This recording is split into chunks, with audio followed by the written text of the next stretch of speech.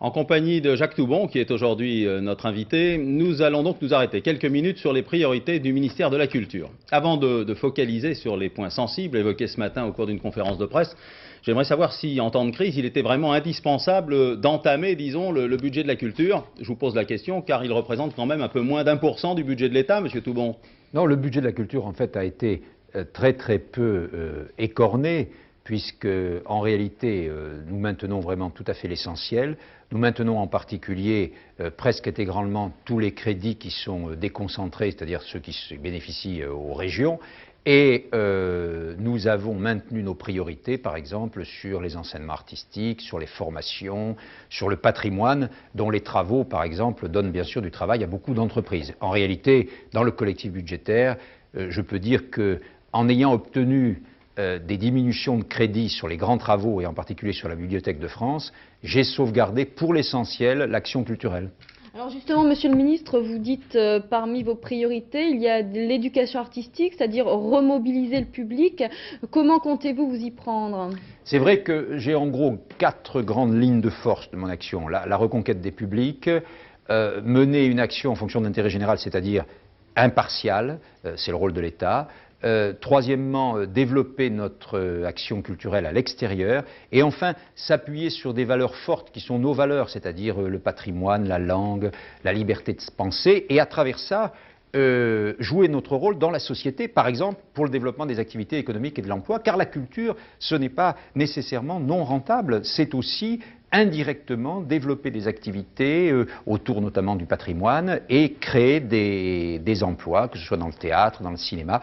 Donc je crois que ce que nous voulons faire, c'est effectivement pour faire en sorte que le public soit plus large, l'accès aux œuvres de l'art et de la culture soit plus large, reconquérir les publics, et ça passe bien sûr dans un travail de longue haleine, un travail de génération, par les enseignements artistiques. Il faut que les enfants à l'école aient des enseignements, la musique, le théâtre, le cinéma, l'histoire de l'art, le dessin, etc., comme ils ont des enseignements de mathématiques, d'histoire ou de français. Notre pays est très en retard sur ce point. Il n'y a pas de raison, si l'on veut que la culture soit égale pour tous, il faut que tous les enfants, à l'école, au collège, au lycée, également bénéficient de ces enseignements artistiques. Monsieur le ministre, comme Jack Lang, vous ne disposez pas du levier, entre guillemets, du ministère de l'Éducation. C'est pas un problème pour vous? Non, c'est pas un problème en réalité. Vous savez très bien que la réunion entre l'éducation et la culture n'a duré qu'une douzaine de mois, et en fait, elle n'a pas pu, je dirais, avoir tous ses effets. Et je crois qu'il ne faut pas mélanger. L'éducation, l'enseignement, ça répond à un certain nombre de règles. C'est l'apprentissage de connaissances, c'est la promotion individuelle et collective, c'est l'apprentissage d'un métier, c'est se créer une situation en quelque sorte. Et la culture, c'est différent. Et il ne faut pas tout mélanger. Donc je crois pour ma part que le fait qu'il y ait d'un côté François Bayrou, ministre de l'Éducation, et de l'autre côté Jacques Toubon, ministre de la Culture, ne pose aucun problème. D'ailleurs, demain au Conseil des ministres, nous allons faire ensemble, conjointement, une communication au Conseil des ministres sur les enseignements artistiques. Il parlera de 2 chapitres, je parlerai de 2 autres chapitres, comme une sorte de sonate violon-piano. Merci. On va enchaîner avec une série de questions très concrètes. Je vous demande si c'est possible, dans la mesure de vos possibilités, d'y répondre brièvement. La Bibliothèque de France, elle n'est pas menacée? La Bibliothèque de France n'est pas menacée. Vous savez très bien que j'ai dit qu'il fallait poursuivre et achever le projet. Mais j'ai dit aussi que je ne ferai pas de pari, je ne ferai pas d'impasse. Je veux qu'au jour J, les usagers aient satisfaction. Ça coûte 7 milliards 200 millions, ça vaut quand même la peine.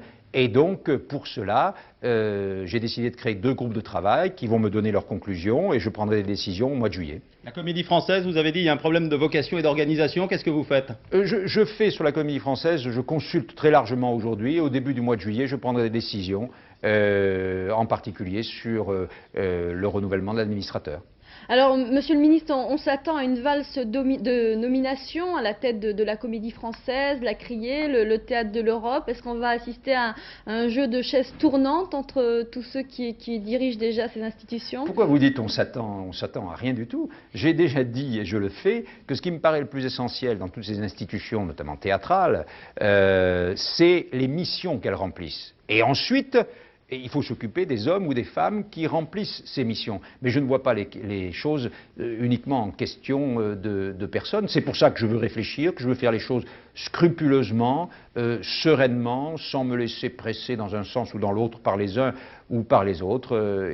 Certains reprochent qu'on aille trop vite, d'autres qu'on va trop lentement. Je crois qu'on va au train qu'il faut. Quand on est responsable de choses si importantes et qui touchent des choses si essentielles dans notre vie, je crois qu'il faut faire très attention. Et il faut être d'abord scrupuleux, disponible et réfléchir avant de parler, avant d'agir. D'un mot, Jacques Toubon, le marché de l'art s'effondre, vous le savez aussi bien que nous. Vous pouvez l'aider par des mesures d'incitation fiscale, par exemple? Il ne fait aucun doute que c'est lié à la situation économique générale, mais c'est lié aussi à une donnée particulière, c'est qu'il avait excessivement monté et que donc aujourd'hui, il se referme. Nous pouvons, à moyen terme, améliorer en particulier la situation fiscale, et notamment notre situation à nous du marché de l'art à Paris par rapport à ce qui existe par exemple à Londres. Et ça, c'est une question d'harmonisation européenne et nous nous battons justement dans l'Europe. À moyen terme aussi, il faudra certainement améliorer, moderniser le statut des commissaires-priseurs, c'est-à-dire les ventes publiques dans notre pays. Et puis, pour ce qui est des galeries et pour ce qui est des artistes, je vais faire en sorte de dégager de nouveaux crédits pour faire de nouvelles commandes, de nouvelles acquisitions, et je vais aussi m'adresser aux banquiers qui ont beaucoup de créances sur les galeries, qui aujourd'hui ne vendent plus rien et qui ont beaucoup de dettes, et je vais leur dire, écoutez, vous pourriez bien faire quelques dizaines de millions de crédits aux galeries, alors que vous avez provisionné des centaines de milliards pour l'immobilier. Et j'espère qu'ils entendront ce langage de bon sens. Merci d'avoir répondu en direct à nos questions.